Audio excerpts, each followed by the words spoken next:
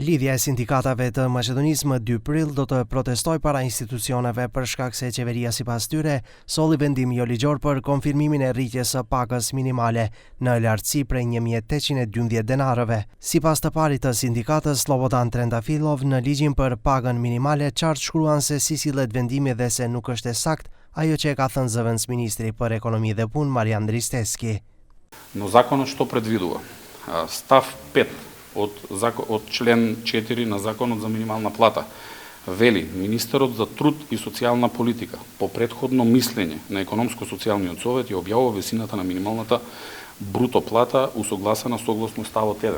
Апсолутно е законска и сметам дека понатаму е оставен простор во тој диалог социјален, каде што е трипартитен, владата, работодавачите и синдикатите, доколку се договорат овие репрезентативни синдикати, ние тоа да го испочитуваме како влада. Sindikata paralemroi se të martën seanca udhëheqjes së gjerë të LSM-s do të fillojnë orën 12:05 minuta.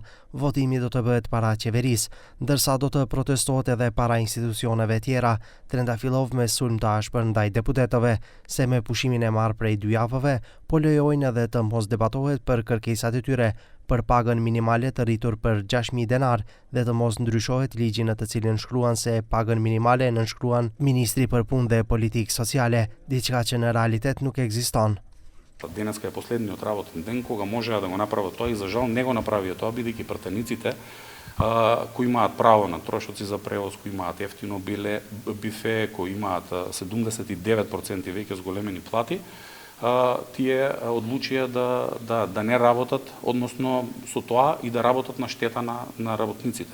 Неменувањето на законот за минимална плата и не давањето на надлежност на министерот за економија и труд согласно закон да може да објави минималната плата. Përndryshe, deri te konfrontimi rreth harmonizimit ligjor të pagës minimale erdhi pasi që qeveria tërhoqi antarët e komisionit për përcaktimin e antarëve të Këshillit Social Ekonomik, kështu që para 10 ditëve emëroi antar të ri. Pas shka, sot ky komision filloi procedurën për të konfirmuar cilat sindikata mund të jenë pjesë e Këshillit. Për momentin, Këshilli nuk është në funksion për shkak se 1/3 e palëve nuk ka përfaqësues. LSM akuzoi se po vazhdojnë presionet nga qeveria dhe nga VMRO-DPMN ndaj antarëve të tyre për t'u larguar nga sindikata.